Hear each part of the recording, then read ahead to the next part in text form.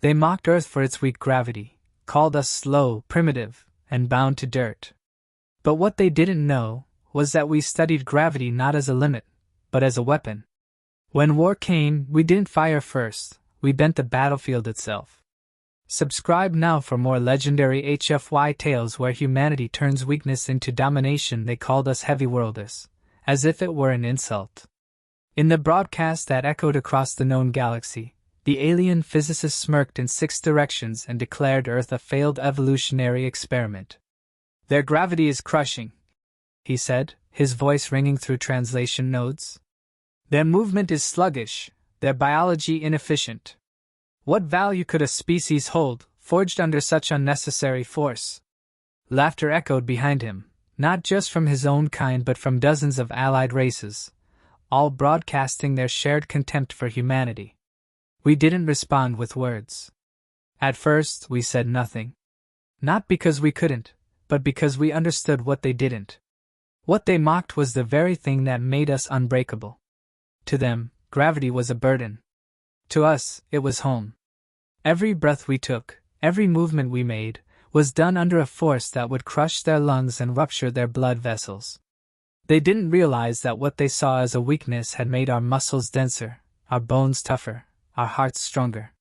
We were the result of 1 billion years of evolution under relentless pressure. And while they danced in their logy utopias with fragile bodies and overstretched limbs, we endured a world that punished the weak. The weight of Earth shaped more than our bodies, it shaped our will.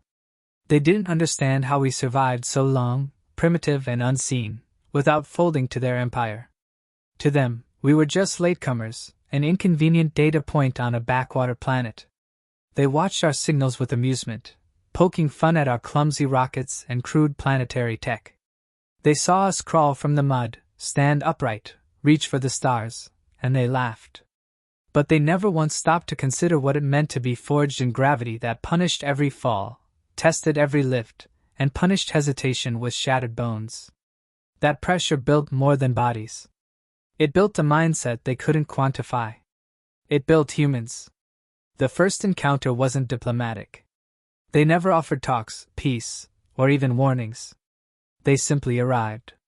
An empire spanning star clusters doesn't ask permission to expand. It consumes. Earth was simply next. Their ships emerged in orbit like silent gods, sleek and massive, untouched by atmosphere or resistance. They expected surrender. Why wouldn't they? 100 worlds had bowed before them. Civilizations far more advanced than ours had surrendered at first contact. What could Earth offer but another momentary amusement? But even their probes failed to read the signs. Our buildings, our cities, our machines, all crafted with load-bearing precision. Our structures were stronger not by need, but by default. Vehicles built to withstand the rigors of 1G. Aircraft engineered to counter drag and turbulence their worlds never knew. Our species was used to struggle. The very soil beneath our feet tried to pull us back with every step, and we moved forward anyway. That resistance trained more than our bodies, it conditioned our spirit. So when the first wave hit, humanity didn't kneel. We bled, we broke, but we stood. Cities burned. Skies cracked with ionized air and plasma barrages. The enemy didn't even deploy their main forces, just skirmishers, enforcers, cleanup squads. That was their first mistake. They assumed resistance would last hours. Earth held out for weeks. Then months. The more they pushed, the more we adapted. The more we hurt, the harder we struck back. That was when they began to question the assumptions they mocked us with. Why do they keep fighting? Why haven't they collapsed yet? They underestimated what it meant to come from a world where even a standing posture is defiance. Where lifting one's own weight is a lifetime struggle. Where gravity isn't just a force, it's a constant adversary. Every soldier who rose to fight did so against the pull of the earth and the invaders both. Every medic who lifted the wounded defied a force the enemy never had to live with. The Empire didn't understand that on Earth, strength was not a luxury. It was a requirement. And still, we had no true weapons that could match theirs. Not yet. But we had knowledge. Some say it began with a girl named Arya who survived the first orbital strike by hiding beneath the foundations of a steel mill. Others say it started in the mountain labs, where scientists were studying gravitational anomalies long before the war began. The truth may never be known, but one thing is certain: humanity did not give up. Instead, we studied. We learned. And then we began to ask questions the aliens never considered. What if gravity wasn't just endured but directed? What if it could be focused, shaped, amplified? Our planet taught us to live within it. Now we asked if it could be turned outward. Because if gravity made us strong, maybe it could make us dangerous. The theories were wild at first. Scribbled equations passed between ruins and encrypted networks. Devices were cobbled together in bunkers and basements. Failures were frequent. People died in test fields when gravity spikes collapsed lungs or liquefied bone. But still, we persisted. Because that's what humans do. Under pressure, we don't break, we forge. And soon, something shifted. A test succeeded. A field was stabilized. A single alien drone collapsed into a marble-sized object under manipulated gravity compression. There was no heat. No explosion. Just force. Clean, precise, unstoppable. The researchers named it the weight. Not a bomb. Not a gun. A field. A truth made physical. The mockery ended that day. The enemy didn't see it coming. They had never fought a species that made gravity itself a weapon. And they didn't understand the poetry of it. The very thing they laughed at, dismissed as primitive limitation, had become our blade. And that was only the beginning. They thought we were crushed by gravity. We were built by it. Now we would wield it. They underestimated us again. After the first successful test of the weight, we didn't broadcast threats. We didn't declare vengeance. We just waited. Let them think the resistance was dying. Let them grow confident in their dominance. The Empire had never fought a species that preferred silence to boasting. They mistook our quiet for surrender, just as they had mistaken our gravity for weakness. But deep beneath ruined cities and scorched forests, the real war was beginning. Our scientists worked without rest, building what the world would come to call G-field arrays, compact, modular devices capable of distorting local gravity with surgical precision. It wasn't about brute force. It was about physics. Space itself became our battlefield. The first time the aliens realized something was wrong was when one of their patrol cruisers broke orbit mid-maneuver and collapsed into itself. No explosion. No trace. Just absence. The vessel disappeared into a sphere the size of a baseball, so dense its own mass created a miniature black well before collapsing into nothing. They blamed malfunction. Then sabotage. They never suspected we had turned the fundamental force of mass and movement into a scalpel. By the time they sent engineers to investigate, we had already deployed 5 more G-field arrays in orbit, cloaked in our planet's radiation belt and hidden in the noise of debris. We didn't fight them ship to ship. That was suicide. Their fleets dwarfed ours, their armor repelled plasma, their shields laughed at railguns. So we shifted the war into a domain they couldn't control. We turned their own mass into vulnerability. Gravity isn't a projectile. It's not blocked by shields or absorbed by armor. When we triggered a field, entire enemy sections would bend and twist, ships folding in impossible ways, crews screaming as time and pressure distorted their senses. Their own kinetic energy betrayed them. Their fastest ships were the most vulnerable. One field, and they crumpled under their own momentum. And the beauty of it was they couldn't understand why. Their instruments didn't detect our devices. Their sensors didn't register an attack. One moment everything functioned. The next it didn't. That was the weapon's genius. No trace. No warning. Only consequence. Their fleet commanders began to fear empty space.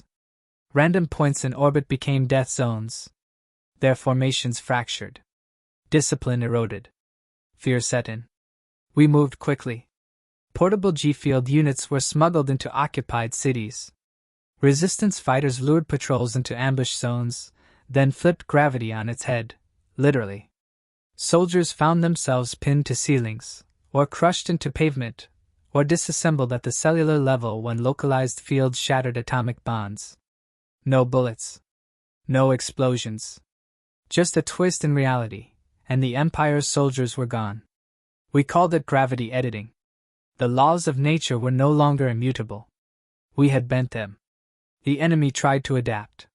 They recalibrated armor to offset localized gravity anomalies. They deployed drones with mass displacement sensors. They even tried launching field jammers into our orbit. But they didn't understand what they were up against. Every new defense they built assumed we were using static weapons. But we weren't. Our gravity tech wasn't fixed, it was reactive. Dynamic.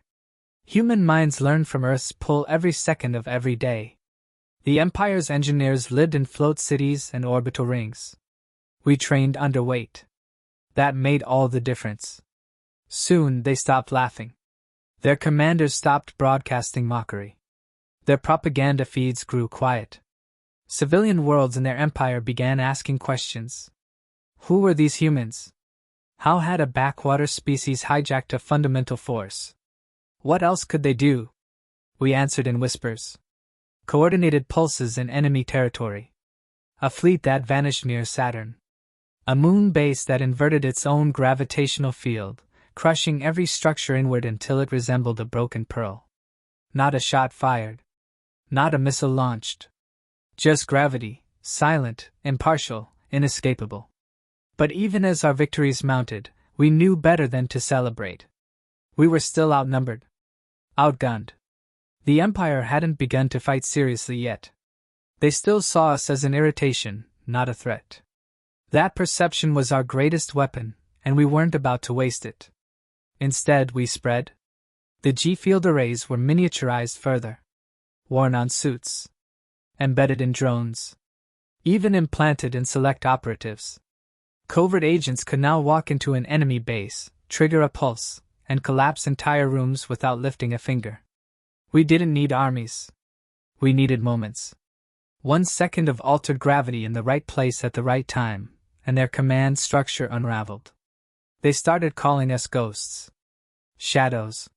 Some alien troops refused to leave their ships. Others fired on their own equipment when systems flickered, believing we were already among them.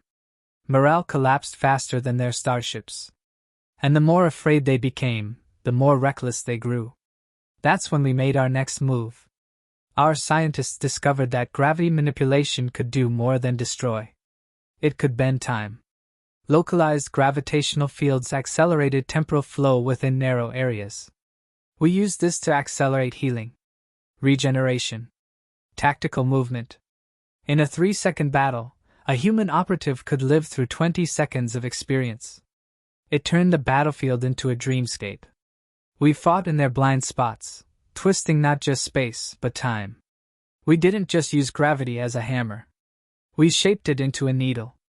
Precision attacks, microbursts that knocked ships off trajectory, compressed enemy oxygen into toxic density, or redirected orbital debris with terrifying accuracy. A bolt from a dead satellite became a planet killer when accelerated through gravitational slingshots. They thought we had found alien tech. But no. It was human brilliance, built in bunkers, under the weight of Earth, refined through loss, rage, and survival. And through it all, we never asked for mercy. We never sought negotiation. They invaded us. Mocked us. They thought gravity was a joke. We made it an answer. Now, every time their ships enter orbit, they hesitate. Not because of what they see, but because of what they can't. The invisible threat. The pressure they can't measure. The pull they can't defy. And that fear? That silence? That is gravity. And now it serves us. They tried escalation next. Full planetary blockades, orbital bombardments, kinetic strikes meant to shatter continents. They believed that if they applied enough brute force, we'd crawl back into our primitive shells. But they still hadn't learned.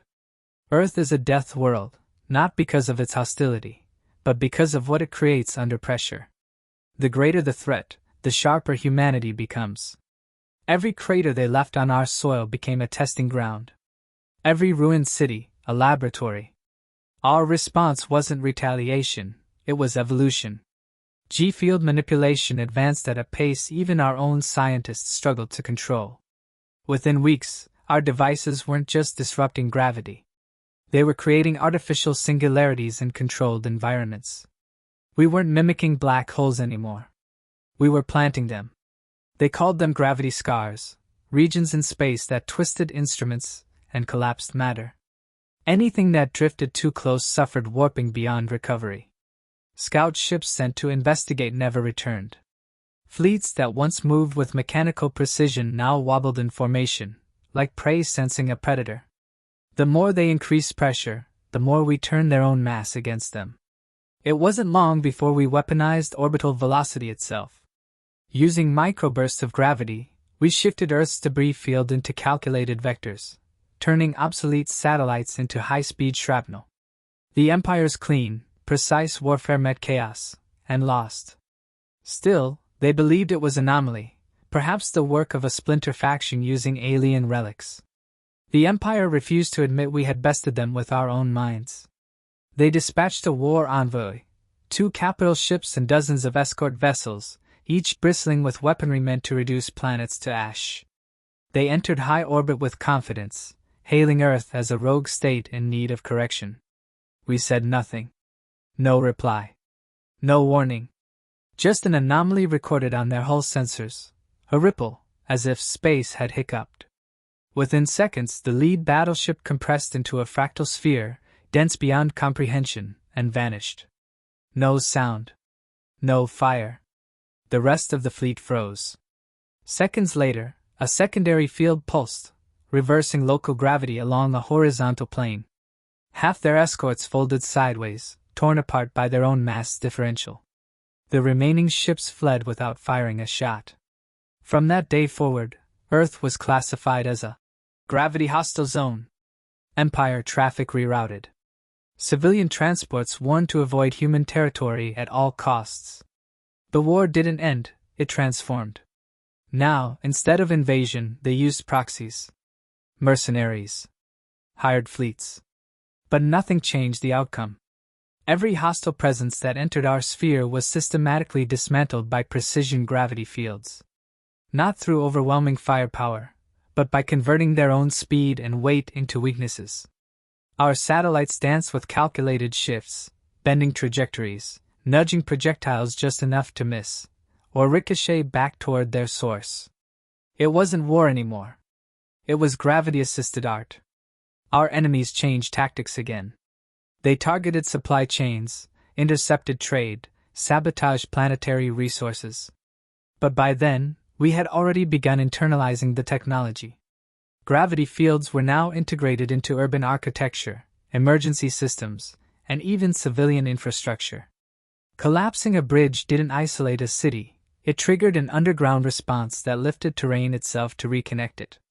Damaged roads reassembled using field-based compression. We no longer repaired Earth, we reshaped it.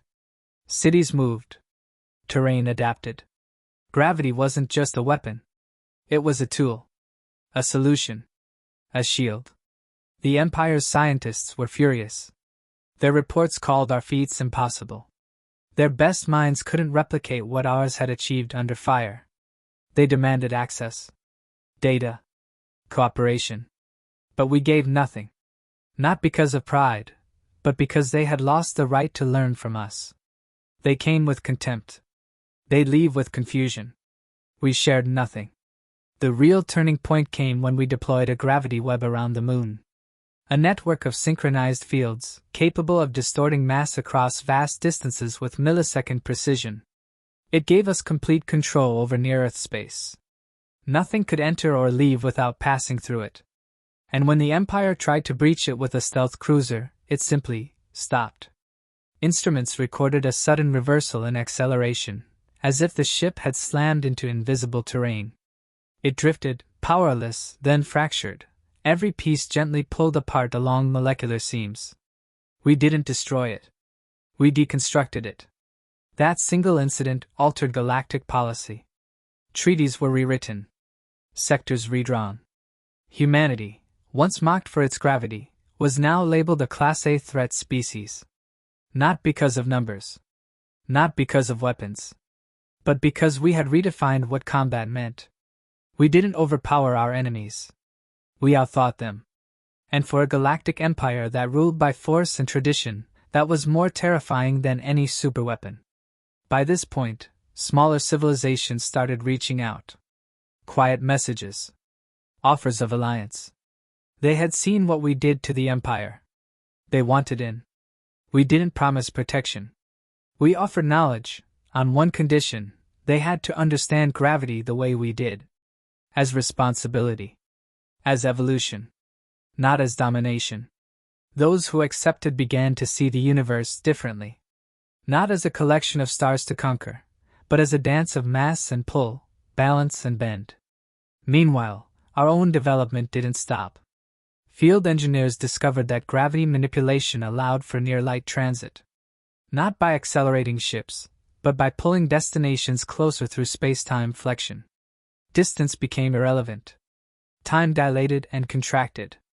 And suddenly, we weren't bound to defense anymore. We could explore. We could appear anywhere, anywhen. The Empire knew this.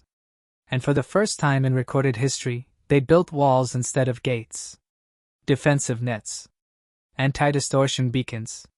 Fields designed to repel gravitational intrusion. But it was already too late. Humanity didn't need to conquer the stars. We had become part of the stars.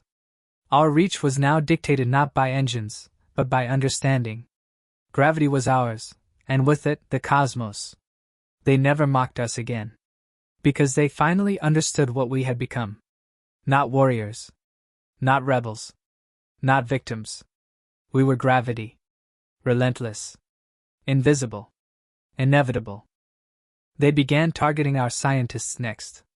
Quiet assassinations, unexplained lab fires, intercepted transmissions twisted into propaganda. They understood now that this wasn't about brute strength, it was about intellect. What scared them most wasn't our weapons, but the minds building them. For every one of our researchers they silenced, 3 more rose in their place, driven not by revenge but by the sheer momentum of progress. They failed to grasp the human trait they couldn't replicate: resilience through collaboration. While the Empire operated on hierarchy and hoarded knowledge at the top, humanity decentralized. We didn't hide our breakthroughs, we dispersed them. Across nations, private labs, civilian tech communities. Open-source gravity theory became a global movement. We had no single genius behind our advancement. We had millions. Students, hackers, engineers, veterans, machinists. Everyone played a part. This wasn't a weapon project anymore. It was a survival instinct woven into our species. They tried to isolate us intellectually, but we had already outgrown containment. Gravity manipulation spilled into education. Children designed simple field stabilizers as school projects. Rural clinics used field lifts to transport injured over broken terrain. Mining colonies repurposed equipment to generate directional fields, allowing excavation without drills. The more they tried to choke us, the more gravity integrated into every layer of human life. Desperation changed their tactics again. They turned to disinformation, flooding galactic channels with stories that humans were destabilizing the laws of physics, endangering the fabric of space. They warned other species that our technology would trigger black hole collapses or rip open dimensional faults. But the evidence never matched their fearmongering. Our applications were precise. Contained. Deliberate. Their own observers, when embedded undercover, reported back reluctantly: humans weren't reckless. They were meticulous. They weren't war-hungry. They were war-proofing themselves. Then they tried to copy us.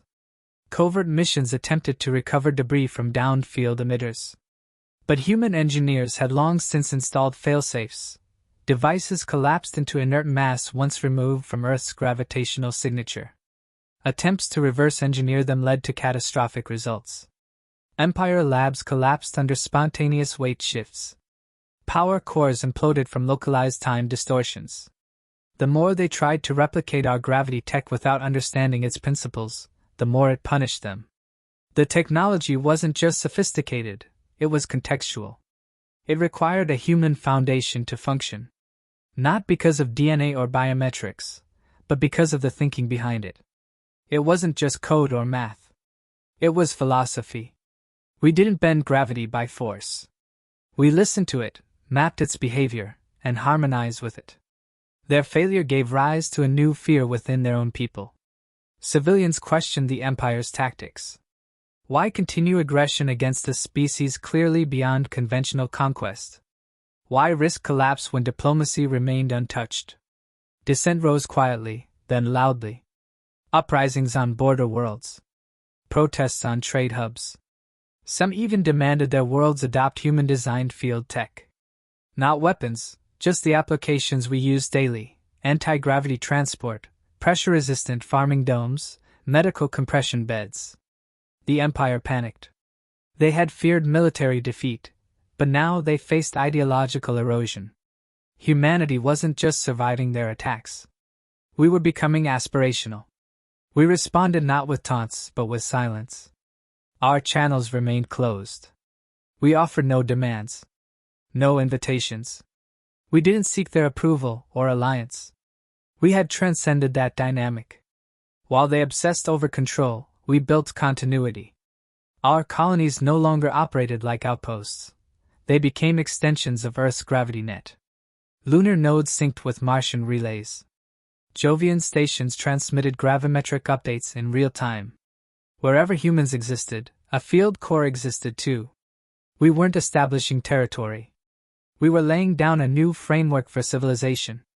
Some species broke away from the Empire entirely. Small at first, fringe worlds tired of imperial neglect. They reached out to humanity not for protection, but for inclusion. One by one, they were given access to gravity mesh infrastructure. With it came stability, sustainability, and most importantly, autonomy. These weren't puppet states or protectorates. They were collaborators. Contributors. Their scientists began publishing breakthroughs of their own, inspired by human gravity principles but adapted to local physics. A new renaissance emerged. Not a human empire, but a shared ascent.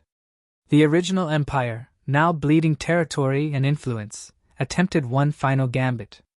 They built a supermassive gravity cannon, a fusion of raw singularity energy and mechanical focusing. Its goal was annihilation, to collapse Earth into itself with a focused strike from deep space. It was their last card, their last message. If they couldn't control us, they'd erase us. But they failed to grasp one final truth: gravity doesn't only attract. It also deflects. And when aimed incorrectly, it loops. Their weapon never reached Earth. Instead, it bent, slingshot around the sun at relativistic speed and returned. Not as an energy beam, but as a wave of collapse, a mass distortion field that tore through their own firing station. The weapon became its own executioner. There was no glory, no explosion. Just a momentary silence as matter folded into itself, and then nothing. A quiet erasure of arrogance. After that, the Empire fractured for good. Regions declared independence. Military fleets mutinied. The Central Command disbanded in shame. The remnants faded into obscurity, their legacy reduced to a cautionary tale across the stars. Humanity, meanwhile, did not celebrate. We continued forward. Quietly. Methodically. Gravity was not for show. It was for structure. Stability. Continuation. While others wrote songs of conquest and destruction, humans wrote algorithms, refined systems, expanded the mesh. We didn't need monuments. The stars themselves began to move with us. And the galaxy finally understood: humanity didn't just learn to control gravity. We learned to become the axis everything else would revolve around. They came in waves after that: drones, cruisers, elite shock units, all trying to do what their superiors failed to do: bring humanity to its knees. But the battlefield had changed. Their tactics were designed for linear wars, not the nonlinear reality we had created. When they advanced, we simply shifted the gravity beneath them. Entire squads would sprint across open terrain only to find their feet floating mid-step or crushed flat into the dirt as the field inverted. Their targeting systems relied on mass readings, but our manipulators made mass a suggestion, not a constant. They fired at phantom weights and collided with invisible forces. It wasn't war anymore. It was gravitational chess, and they never studied the board. Humanity's true genius wasn't just the technology, but how it was integrated into combat doctrine. Every platoon carried localized field units. Every drop pod adjusted its own gravity to steer mid-fall.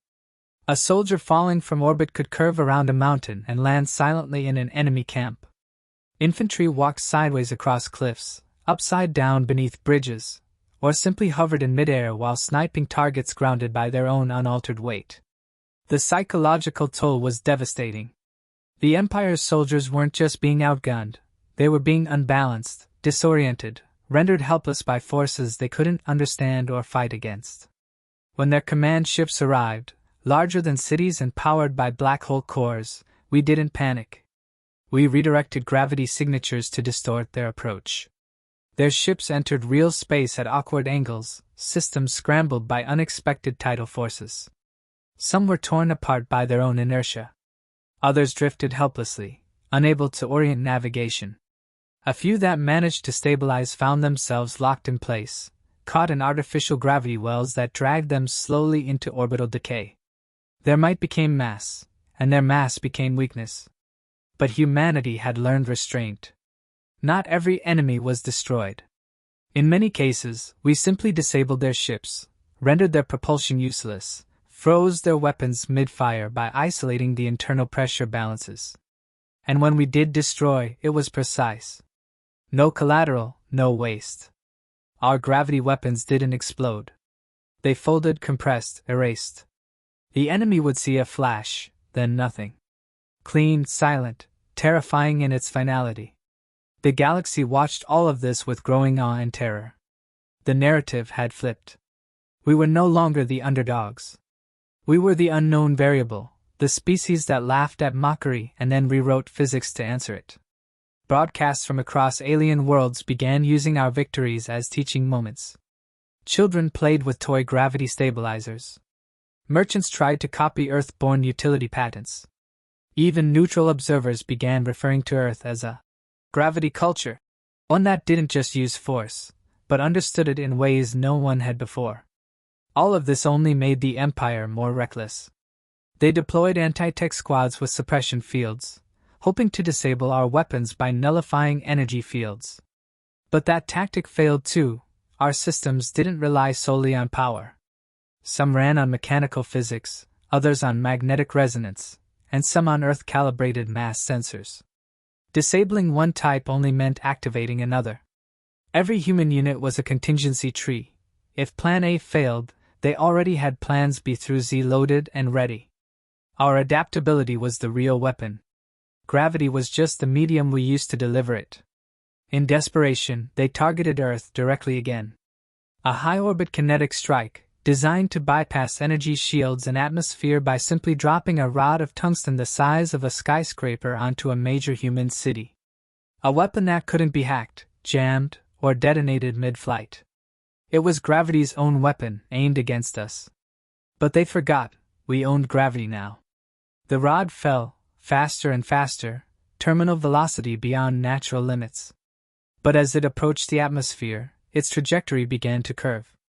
It bent mid-fall, caught by human-built gravitational shears installed in low orbit. At first, the Empire believed it was a malfunction. Then the rod began to slow, not from friction, but from artificial mass fields placed like a net around Earth. The kinetic force bled away. By the time it reached surface altitude, it was floating, motionless, a harmless pillar of metal held in place by the very force it relied on. We kept it there as a message. A monument. A reminder that their understanding of power had become obsolete. That was when the Empire's own scientists began defecting. Quietly, in encrypted signals, they reached out, not with blueprints, not with sabotage, but with questions. They wanted to learn. Not how to build weapons, but how to change the way they thought. And for the first time, humanity responded. Not with arrogance, not with conditions, but with clarity. We sent them the same messages we'd once sent our own people. The early studies. The equations. The philosophies. Because gravity wasn't just a tool, it was a paradigm shift. And now, it was a gift we were willing to share. Not everyone agreed with that decision. Many in the human ranks wanted total destruction. Retribution. Final victory.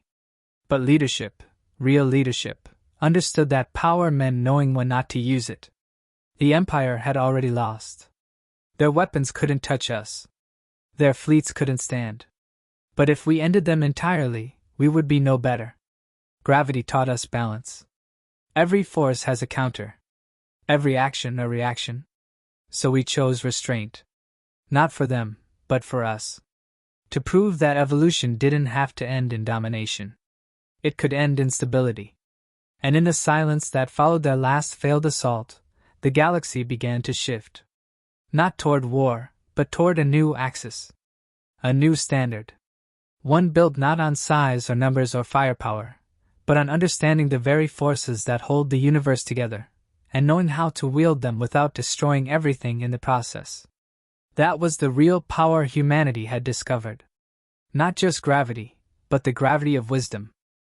They thought we had shown everything. That humanity had revealed the extent of its power with gravity weapons that tore their fleets apart and turned their mass against them. What they failed to realize was that we had barely scratched the surface. We weren't done. We were still learning, still evolving, still turning centuries of scientific limitation into battlefield innovation. Gravity had once been a force we endured. Now, it was something we designed, and that shift in mindset made us unstoppable. The next phase wasn't just manipulation, it was fabrication. Human engineers had begun constructing artificial microgravity wells. Not just to trap ships or distort trajectories, but to generate force from nothing. A fighter could now carry a miniature singularity in its core, warping space around it for maneuvering and weapon discharge. The result was impossible motion, ships drifting at angles that defied Newton, pivoting without thrust, snapping from one position to another, as if teleporting. Alien pilots couldn't track them. Their targeting systems lagged behind by milliseconds, but that was enough. A second behind in combat meant dead. The tactical environment shifted again. Now, we weren't just disabling their fleets, we were reprogramming the battlefield itself. We embedded gravity wells into empty space, creating invisible minefields. A scout ship might coast through a calm sector only to be crushed into a singularity it never detected. Other times, gravity was used as propulsion. Our ships would fling themselves off invisible gravitational slingshots, accelerating faster than engines ever allowed, curving around stars and moons like surfers on cosmic waves. The most terrifying advancement, though, was the human infantry deployment method. Orbital drop used to be a brutal affair, heat, force, pressure. Now, it was a whisper. Soldiers would drop from orbit without burning, without noise, caught and slowed by precisely tuned gravity buffers. They'd land in silence, walk through walls of kinetic shielding, and strike before the enemy knew they'd arrived. It wasn't just stealth, it was physics as camouflage. Detection systems relying on movement, heat, or mass were all rendered useless. Their command structure collapsed under the pressure. Generals once confident in their numbers were reduced to guesswork and superstition. They thought we were using magic. Some believed humanity had made a pact with dark matter. But the truth was simpler. We had mastered what they ignored. Where they sought bigger weapons, we sought better understanding. Their arrogance blinded them, and now, they couldn't even tell where to fire. And then came the planetary disruption protocols. Humanity had long avoided using gravity against celestial bodies, but after repeated assaults on civilian targets, Earth's unified command approved escalation. Not to destroy planets, but to displace them. We demonstrated this on a barren moon orbiting one of their minor outposts. Using a gravitational lattice deployed in orbit, we shifted its center of mass. Not much, just enough to destabilize the orbit and pull the moon slightly closer to its host planet. Within hours, tidal forces began tearing it apart. The outpost was abandoned without a single shot fired. No explosion. Just pressure. Patience. Precision. That's when the broadcasts began, alien commanders begging for ceasefire, not because of casualties, but because they didn't understand how they were being defeated. Their science couldn't explain it. Their culture couldn't process it. And their soldiers couldn't fight it. Humanity, once the youngest race on the Council's periphery, had become something else. Something terrifyingly new. We weren't winning by brute strength. We were rewriting the fundamental rules of combat. And gravity wasn't just a weapon, it was a medium of expression. We used it like an artist used paint, like a poet used words. Each deployment was a message. We are not like you. We didn't fight in patterns. We didn't obey momentum. Our movements had no inertia. Our strategies had no center. We were a fluid threat in a solid world. And that made us untouchable. The Empire's scientists tried to replicate our systems. They built crude mass shifters, field disruptors, even artificial orbiters. But every version they made was flawed. They didn't understand the why, only the how. Their devices lacked harmony. They were unstable, noisy, inefficient. One test ship collapsed into its own hull. Another exploded mid-jump. Gravity, it turns out, was not something you could mimic casually. You had to earn its loyalty. Humanity did that through decades of work, unity, and sacrifice. The Empire only tried to steal it. Meanwhile, Earth was no longer Earth alone. Colonies that had once begged for protection now stood tall, equipped with gravity defense platforms and planetary repulsors. Every human world had its own orbital lattice, its own fleet of singularity drones, and its own protocols for interdicting hostile movement. The entire human domain became a network of gravitational control, a web across the stars. And yet, with all this, we didn't destroy them. Not completely. Our leaders knew that final victory through annihilation would bring no honor.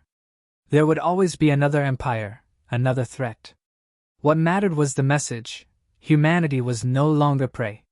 We were not inferior.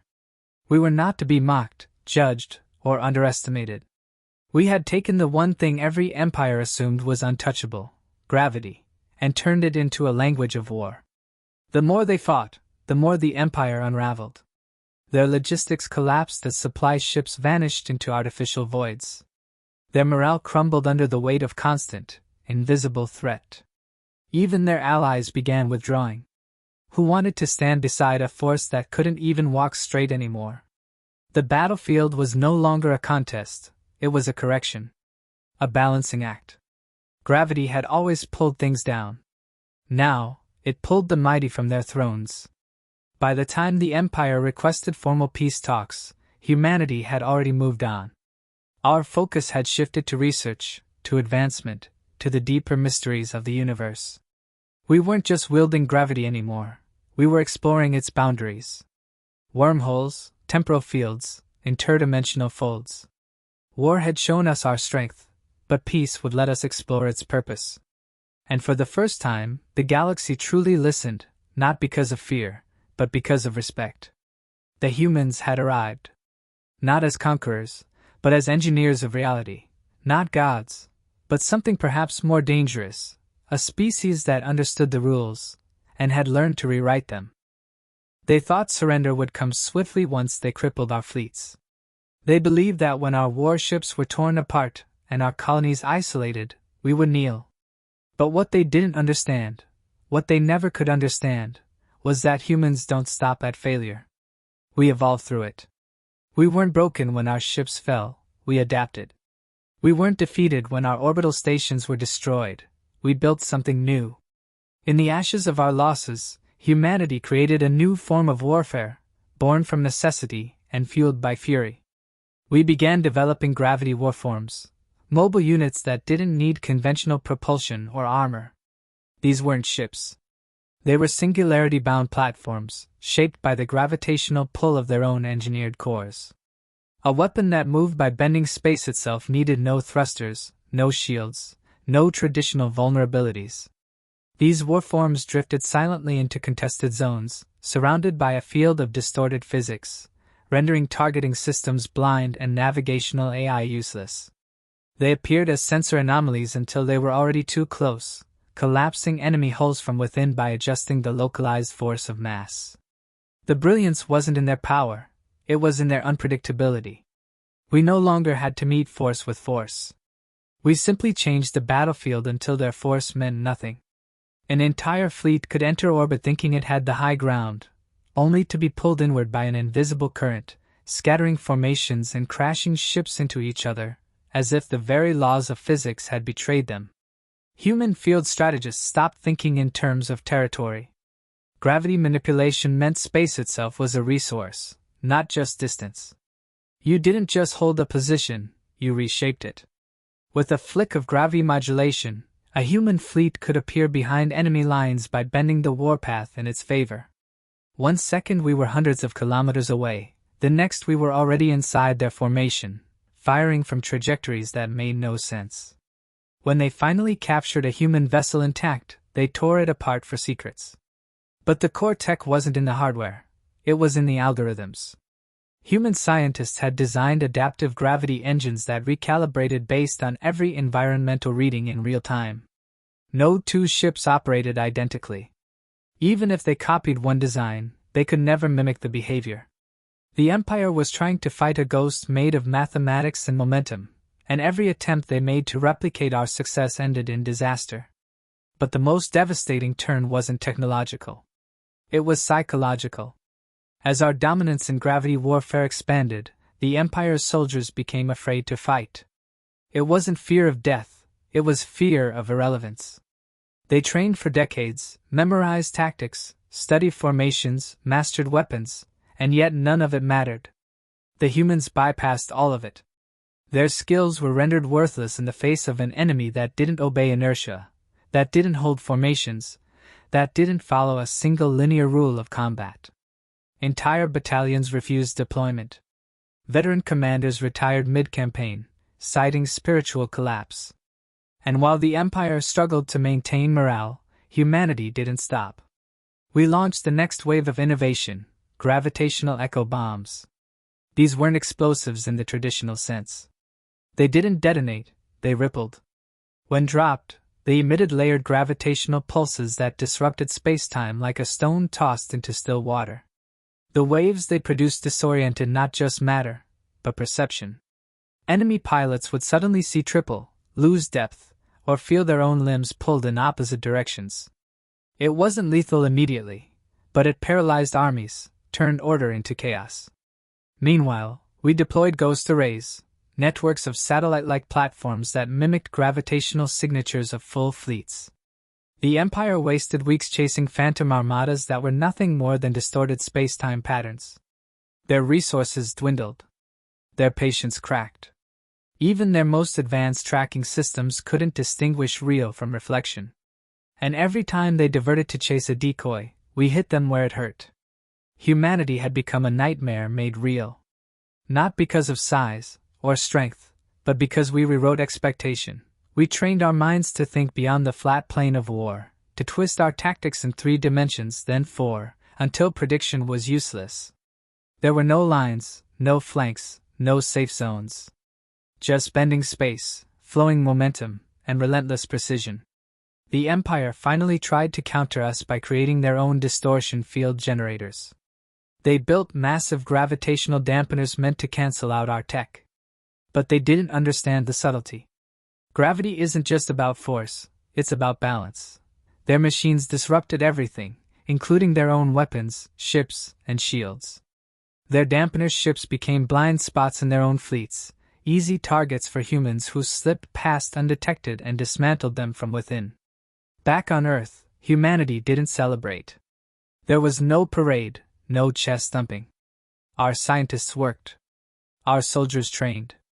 Our diplomats extended offers of peace, even as we held orbital superiority over half the Empire's territory. We didn't want to rule, we wanted to prove a point, that strength isn't in domination, but in mastery. They mocked our gravity, laughed at our limits. Now, they begged to understand them. But understanding was never the problem. Respect was. And they had learned that lesson the hard way. By the time the Empire attempted negotiations, their once mighty navy was scattered across voids they couldn't chart. Their borders had collapsed, not from conquest, but from strategic irrelevance. Humanity had redrawn the map of war without firing a conventional shot. What was once a battlefield of ships and lasers had become a playground of distortion and control.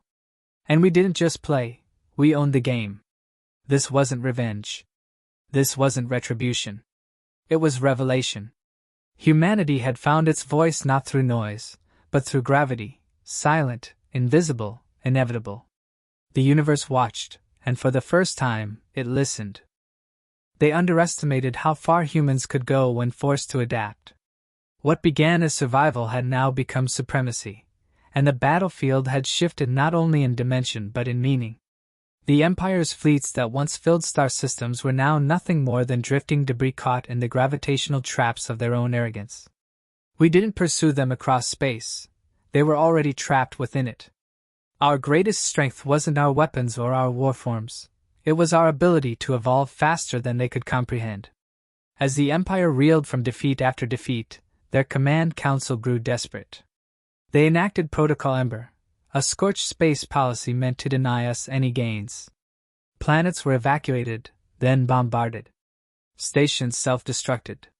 Data cores were wiped. They thought we valued their infrastructure, their tech, their resources. What they didn't understand was that we had no interest in taking what was theirs. We had already surpassed it. Their starships were relics. Their tactics obsolete. Their fear palpable. That fear turned inward. Empire citizens, once loyal and compliant, began to question the narrative. Their leaders promised superiority, dominance, inevitable victory. And yet humanity, the so-called backwater species from a high-gravity world, had dismantled centuries of military doctrine in less than a decade. Underground networks began broadcasting intercepted human messages, proof of our strategic brilliance, our restraint, even our offers of peace. Rebellion sparked, not because of conquest, but because the lie of Empire invincibility had been shattered. Some tried to defect. A few ships turned their weapons away, broadcasting surrender codes. Others attempted to align with human forces in secret, hoping to preserve their crews. But the damage was already done. The Empire was crumbling not from bombardment, but from disbelief. Their trust in leadership collapsed under the undeniable truth that humans had changed the rules of engagement forever. And yet, we didn't press the advantage with malice, we pressed it with precision. We activated the final wave of our strategy, gravitational diplomacy. Every colony liberated from imperial rule was stabilized with gravitational balance fields, correcting centuries of poor terraforming by the Empire. Planets that once suffered erratic weather due to faulty atmospheric engineering were now calm, productive, and efficient. Crops grew faster. Infrastructure stabilized. Civilians thrived under the influence of carefully calibrated grav fields that reshaped entire ecosystems. We weren't just warriors. We were restorers of equilibrium. That was the death blow to imperial ideology. They had ruled through force, while humanity ruled through understanding. Their empire was built on fear. Ours, on functionality. The more people saw how our technology worked, the more they turned to us willingly. Not for protection, but for partnership.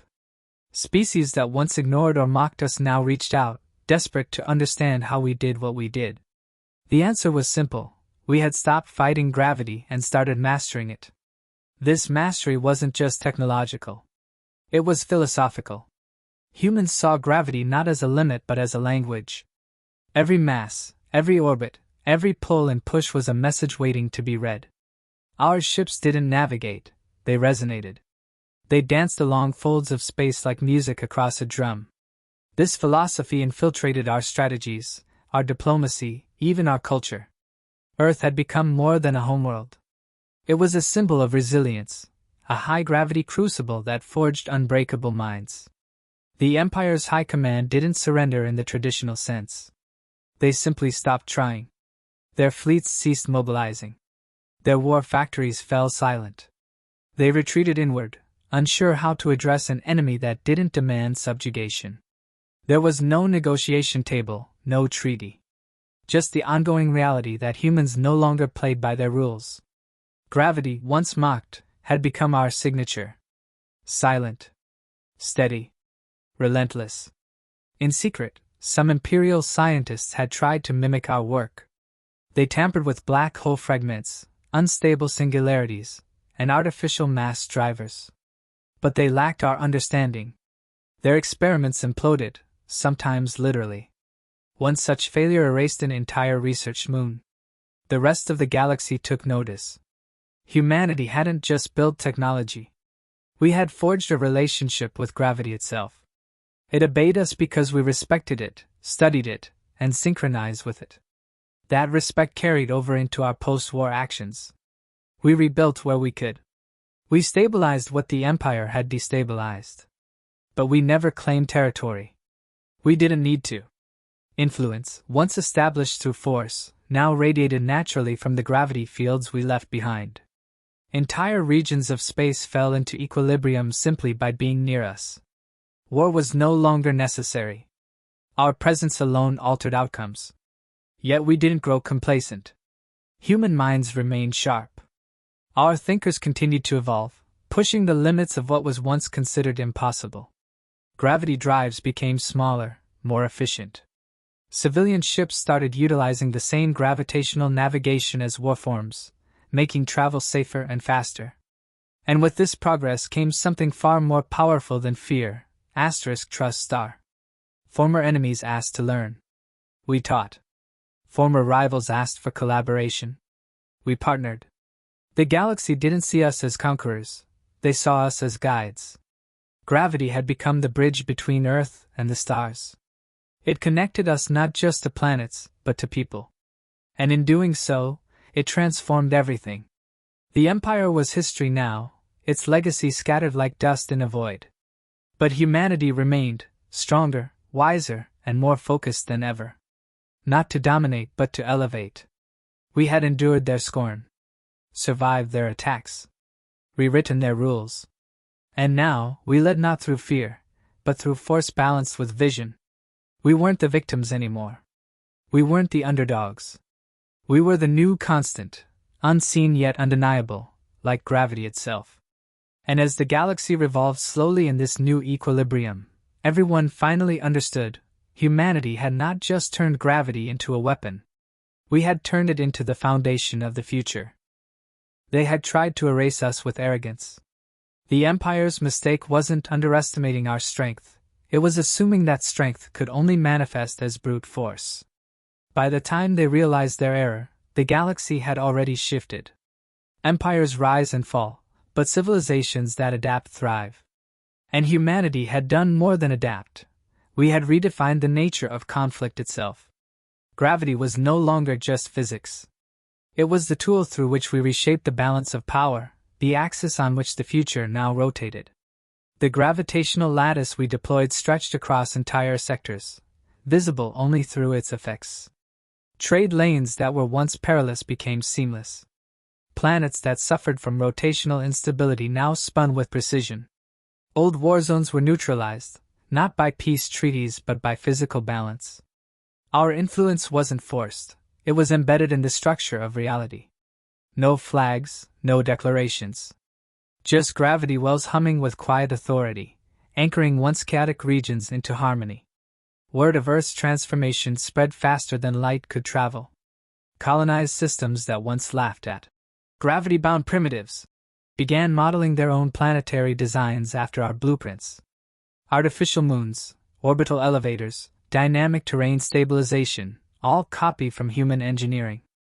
Our enemies had no choice but to become students, and those who resisted faded into irrelevance. Not because we erased them, but because they could no longer compete. We weren't just ahead, we were the new standard. Even within Earth's old alliances, change rippled. Allies who had once offered pity now looked to us for leadership. We didn't boast. We didn't dominate. We offered them what no one else could, stability in a volatile galaxy. With gravitational field anchors, we created permanent safe zones around unstable stars. We offered relocation to gravity-optimized worlds for refugee species displaced by the Empire's wars. Our war forms remained silent, stationed not for threat, but as guardians of peace. Human culture spread, not as a wave of nationalism, but as a blueprint of coexistence. Music, mathematics, and language subtly incorporated gravity harmonics. Even our architecture changed. Cities built in gravitational sync with planetary cores, eliminating stress, extending structural lifespans. Alien architects copied us. Human-designed habitats became galactic gold standards. Our way of thinking became the template. Not because it was human, but because it worked. A silent realization dawned across the stars. Humanity had learned to listen. To gravity, to motion, to the faintest ripple in space-time. While the Empire forced order through fear, we had achieved it through synchronization. Galactic historians, once skeptical, began rewriting their narratives. Humanity was no longer a curiosity, it was a turning point. The age of imperial dominance had ended, and the age of gravitational equilibrium had begun. Not enforced by war, but empowered by understanding. This shift didn't eliminate conflict, but it changed its nature. Battles were no longer about destruction but disruption, attempts to sever humanity's gravitational networks. Pirates, warlords, and fringe imperial loyalists tried to destabilize the lattice, hoping to plunge regions back into chaos. They failed. Our systems were self-correcting. Attack one node, and others compensated. Gravity had no singular point of failure. It resisted. It healed. It endured. Just like the people who had mastered it. Those who watched us closely began to understand the deeper implication. Gravity wasn't just our advantage, it was our message. A message encoded in the universe itself, that harmony required mass, motion, and connection. That no force could exist in isolation. That everything pulled on everything else. This philosophy leaked into diplomacy, trade, even culture. Humanity wasn't just advancing, it was anchoring a new way of existence. New alliances formed around this truth. Not political unions, but gravitational compacts, pacts between worlds to maintain the stability humanity had helped forge. Each compact included human engineers, not as rulers, but as keepers of balance. In return, those worlds contributed knowledge, resources, and perspective. The more we stabilized the galaxy, the more we learned. And the more we learned, the more precise our gravitational mastery became. There was no more need for grand speeches or threats. Humanity's presence was enough. A human ship arriving in orbit meant that change was coming, not in fire, but in form.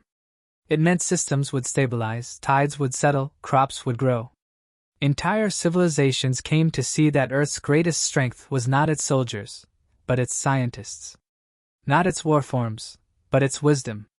We hadn't turned gravity into a weapon to destroy. We had turned it into a message that echoed through the fabric of space. The most powerful empires of old had sought control through fear. Humanity offered something else, certainty. In a galaxy filled with uncertainty, where stars flickered and politics shifted, we offered predictable force, measurable pull, unbreakable connection. That became more valuable than any weapon. And in that, the rest of the galaxy finally understood, we were not bound by gravity. We had become its stewards. And so the Empire's remnants faded, outpaced not by aggression, but by inevitability. Their monuments to power crumbled, not from attack, but from neglect. Their fleets rusted in dry dock, irrelevant in a galaxy that had moved on. They had mocked Earth's gravity as weakness, and in doing so, they revealed their own blindness. What they had called primitive had become foundational. What they had dismissed had become destiny. Humanity had not risen through conquest. We had risen by listening, to our planet, to the universe, and to the forces that shaped them both. Our story wasn't one of domination. It was one of integration. Of becoming part of the galactic rhythm instead of trying to silence it. And in doing so, we had become the quiet center around which everything else now moved. The axis of a new age. The pulse of a rebalanced galaxy. They called it peace, but everyone knew better. It wasn't peace that followed humanity's rise, it was gravity's rule, and through it, a deeper kind of order than the galaxy had ever known. The chaos that once defined interstellar politics faded, not through treaties, but through the consistent pull of something more absolute. Humanity had stopped fighting battles the way others expected. Instead, they bent space itself to their will, making war unnecessary not by fear, but by futility. No one could outrun gravity, and now, no one could escape Earth's influence. The final remnants of the Empire tried to reclaim relevance. They deployed propaganda, sabotaged gravitational hubs, tried to incite rebellions among fringe worlds. But every effort collapsed, not under fire, but under apathy. The galaxy had moved on. People no longer looked to emperors or conquerors. They looked to engineers, scientists, and the quiet hum of stabilized systems. In this new age, dominion wasn't taken with fleets, but with formulas. Equations had become more decisive than armies. And humanity wrote the laws now. In the orbital halls of coordination networks, human advisors maintained the lattice like monks tending sacred flame. Their task wasn't command, it was calibration. Each gravitational anchor served not just a function, but a philosophy, to keep chaos from returning. Some called them the New Empire. Others called them the Guardians of Motion. But to humanity, there was no need for titles. They had nothing to prove anymore. The galaxy had already voted, with migration, with commerce, with stability.